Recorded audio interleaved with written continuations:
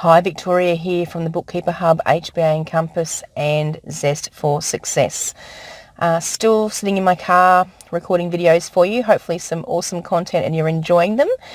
Today, looking back on what we've learnt over the past few weeks about starting your business, making sure that you've got a viable product, making sure that you've got a target market and you're marketing to that target, not just marketing to the broad everyone.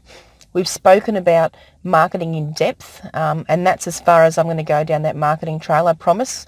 I'm an accountant and a bookkeeper, not a marketing expert, but just telling you the things that we've been able to do in our business, the Bookkeeper Hub, and how it's worked so that hopefully some of that can work for you. We've also spoken a bit about automation. So by now, hopefully you're at the stage where you're set up, hopefully thinking about ready to launch your business or even have launched your business. But there's a few little things that you need to think about that can be invaluable to you.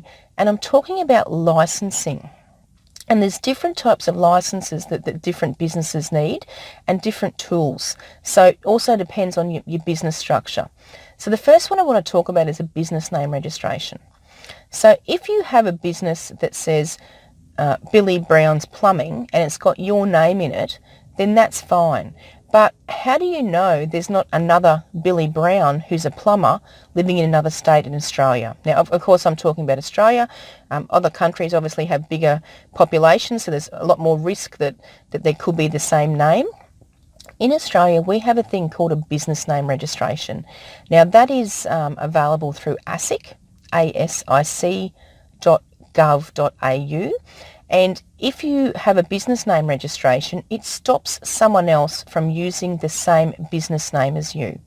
So that's really relevant if you've got a really quirky business name. If you have a company as your business structure, then no one can use your company name as a business name, and you possibly don't need to register a business name. But keep in mind that when you set up companies and business names, that there are very different variations of names, not people, that business names that people can have that can still be very similar to yours. So for instance, I've got a client, I've spoken about Nicole before, she's my avatar. Well, they've got a business called Coastal Constructions Queensland Proprietary Limited. They wanted to have the business name or the company name Coastal Constructions, but Coastal Constructions was already taken. However, as soon as they put a Queensland in the middle of it, it was different enough that they could then create that name. So business names and company names are an important tool in your business because you don't want someone coming along down the track and creating something in the same name as you and taking all your customers, or potentially having something very similar to you and taking your customers.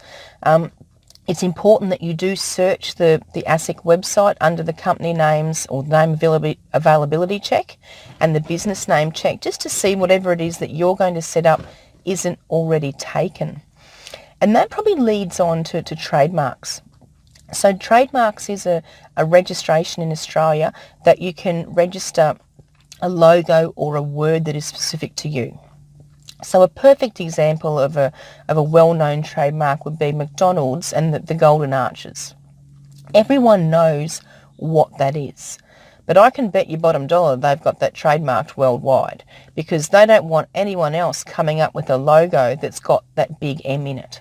So if you have a trademark and someone else has a logo or a string of words like Nike's Just Do It, and they come up and they use that wording, then you have the right legally to go to those people and say, you are infringing on our trademark, you are trading illegally, and we will have the proceeds of your income. Thank you very much. So that's really scary.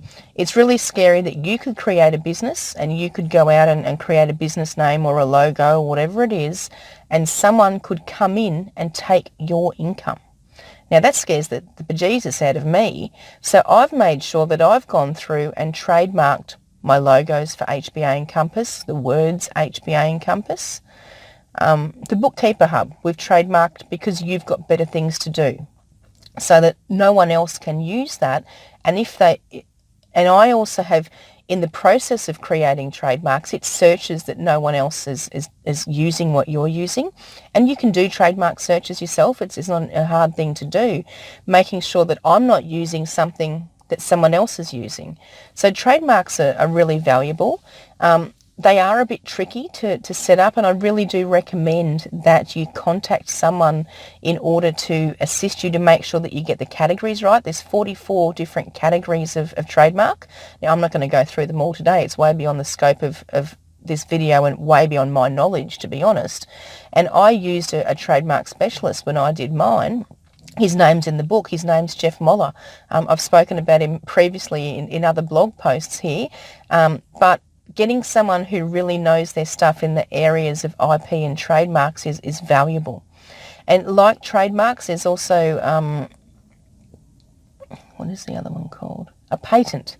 So there's also patents, which are keeping your own specific design of your process, or a design of creation of something safe so that no one can copy it. So for instance, what's a good example of a patent? I don't know. So if you have a design for a chemical makeup of, say, Panadol, they would have created a patent over the creation of the tablet of Panadol, which meant that no one else can use exactly the same ingredients in the same quantities, otherwise they're stealing their intellectual property. Now, it's my understanding that patents only last for 20 years.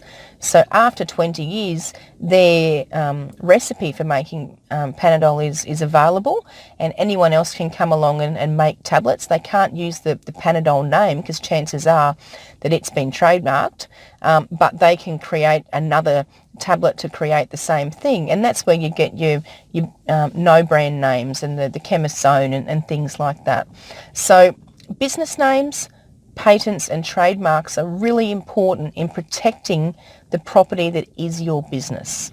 So that's all I'm going to have a chat about today. I don't want to scare you too much, but just keep in mind that if you do need help with the business names and the company names, contact your accountant who can definitely help you.